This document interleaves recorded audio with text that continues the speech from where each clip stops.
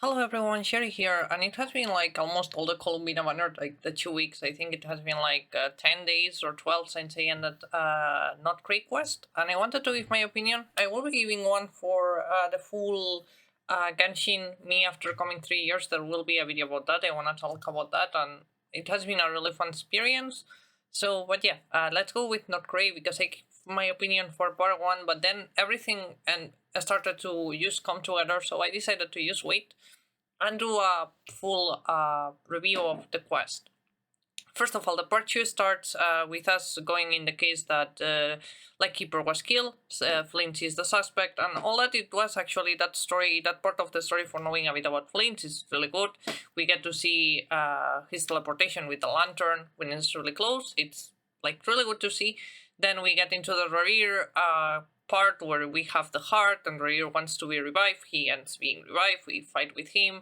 We have Inefas stopping the cannon after all those parts were really good. The story went like the flow of the quest is really good for saying it in a way. I did my review back then. I still think the same. It's not a quest I like it. I feel like it's full of misunderstanding between the two. Even at the end, Solindis admits it. They both lie a lot, misunderstand each other a lot, and they end having the issue of not communicating, and they take different decisions. So Lindis goes into the other side of the moon, and Rear ends becoming a sinner who then ends also in the other side of the moon, but they are in different timelines, so they can't meet each other. So Lindis is a soul, and Rear's full body is there.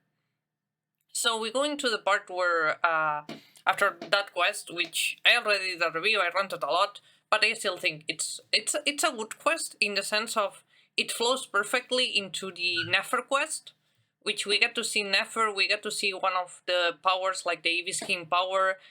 We get to see how Nefer got that power, from where it comes from. Nefer's story is really good, it's peak MVP of the quest. And then we go into the rear fight where during Albedo we see also uh, the past of Nod-Krai, our ship, everything of that. Thanks to Durin, we get to know more. We get to finally interact with those people, even though they have a destiny, but we kind of change the fate of seeing how it goes. He gives up in searching his daughter, and then ends telling us what has been happening and such. Then we go into fight Rare, which we send him with Dane help to the other side, which was really cool. That part of Dane was really cool during moment with the Abyss power peak. Actually, I loved it.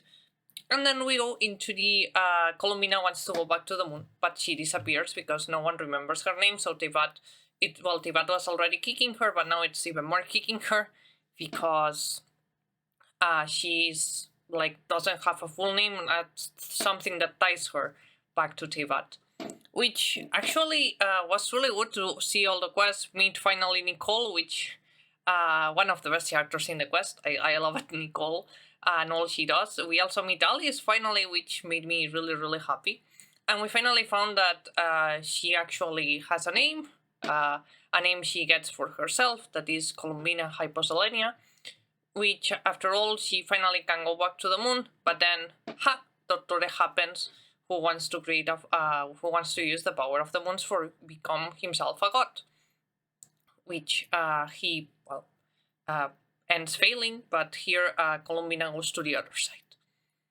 That part was really good. We get to see the Torre plans finally. It has been since Sumeru where he has had the plans of becoming a god. I played it recently I played it like a month before the quest, so I had everything really recent for the Dottore Sumeru part, and also the Inazuma part where Scaramouche deletes himself from Irminsul and becomes the Wanderer. All that is actually really good.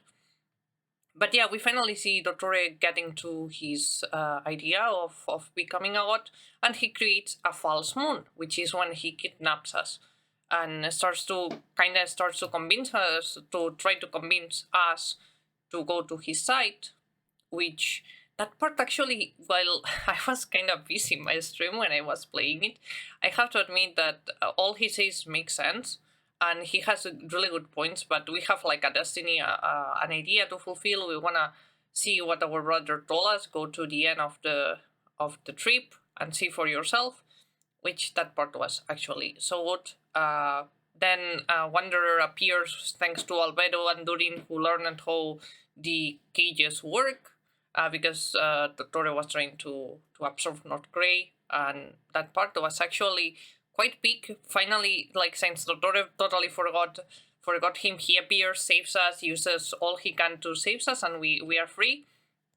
Paimon cries while Columbine is actually meeting with her sisters in the other side of the moon. Met also Solindis and Rerir, sent the Rerir message to Solindis, which was really good. And that part where Solindis and Rerir finally realize each other, hey, we lied a lot, that misunderstanding was really good. Kinda made me like Solindis more. Rerir is it's fine. I just don't think he's a good villain. It's not what I expected, but it's fine. It's like fully fine. I don't think any character has to be for anyone. I really like at what happened with Solinis and Rear. It's what I have to say. Then I forgot to mention the festival part that is a permanent event. 10 out of 10. Big. All those interactions were so cool. The Arlecchino part, the Nefer part, the Yehoda part, the Lauma part. All of them are really good. Anyways, after the kidnapping, we're going to let's face Dottore all together with the formula Sandrone is planning, which actually Sandrone, I forgot to mention her a lot, but Sandrone is quite literally the second best character in this quest, tied with Columbina for the second, because for me the MVP of the quest was Nefer. She did a lot, she used all her powers, she almost lost her eyes twice. It's just that in the second one, Columbina left the... I forgot the name.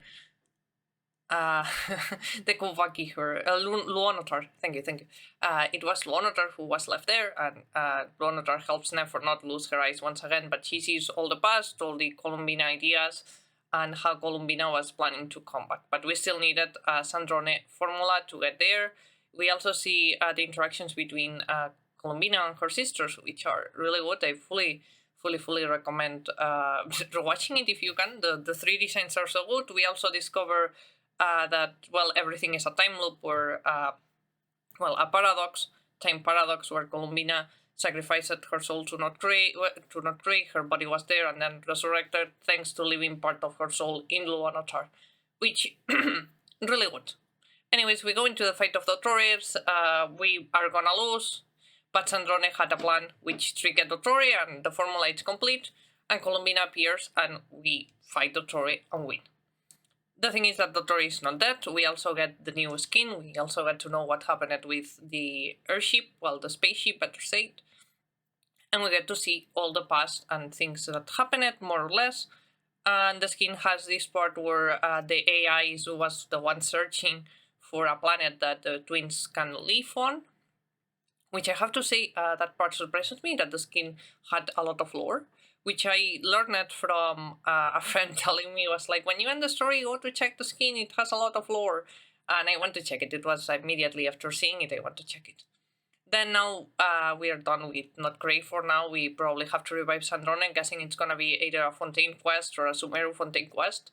Because we probably need also Nahida for this. And probably it will be cool to see Nahida, Furina, and Nobilette working together with the Fontaine Research Institute. But yeah, that's for another version. I want to say that my favorite character from Nod-Krai is Nefer. It's not going to change. But mostly my review of what I have to say is that it's a really good quest. It's probably my second favorite one. For surprise to no one, well, probably for everyone who hasn't watched my streams, my favorite one is Nadlan. I feel like Nadlan really was refreshing to see. I love every single character from Nadlan. I can say, hey, this one is bad. I can criticize the designs, but the personality and the writing is really big in Nadlan. Anyways, that will come for a review of me playing Genshin after 3 years. We will talk about that in another video. Nod-Krai is a really good region, good story. Columbina does the job as a goddess really well. The time paradox is so cool. And I enjoyed mostly everything I have played of Nod-Krai. I feel like it's gonna be, like, I hope Snezhnaya shares things with Nod-Krai, because the writing and the pacing has been really good. The 2 quests per patch has been really good. And seeing to finally see 2 angels, because we are seeing Nicole, and we saw Nicole, and now we get to see Thibae, which we are doing in the Lantern Ride, which I have been streaming. So yeah, this is gonna be pretty much my review. I reviewed the entire story while giving part of my opinions. What was cool was cool. The request was a disaster, and honestly, it made me like a lot of characters more. I think I appreciate Albedo and Durin way more now, and honestly, it has been a really good quest. I will do a full review of my 3 years. Probably I will get it done in a stream or something like that, or maybe I just get myself to yap again here.